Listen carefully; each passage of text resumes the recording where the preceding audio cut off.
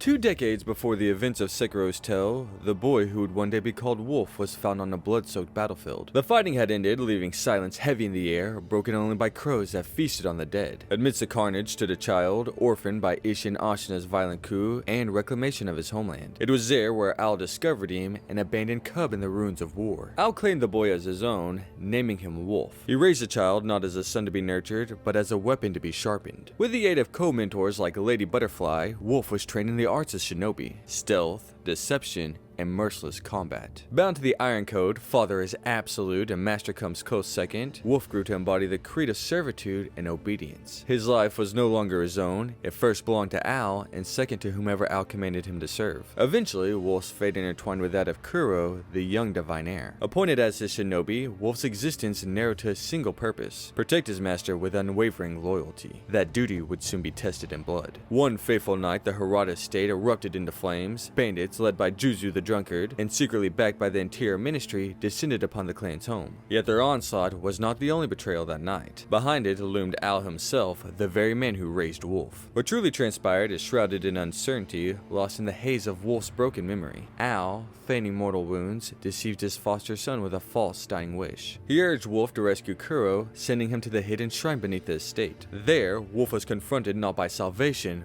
but by betrayal. Lady Butterfly, his former mentor, stood in his path, striking him down with hostility. Forced into battle, Wolf slew her, staining his hands with the blood from a woman who had once taught him. Yet before he could fulfill his charge, he was struck from behind by a great Odachi, impelled and left on the edge of death. It was in that abyss between life and nothingness that Kuro bound himself to Wolf with a sacred oath. The boy who had lost everything was given the undying gift of immortality, and with it, the chance to rise again. But when the dawn broke, Wolf awoke hollow, stripped of memory and purpose. The Ashina clan branded him a rogue, blaming him for the Hirata tragedy, a betrayal not his own. Yet fate is not easily escaped. One day, a letter slipped into the darkness of his prison. Its words ignited something long dormant within him. The Divine Heir lives, he's in danger, he needs you.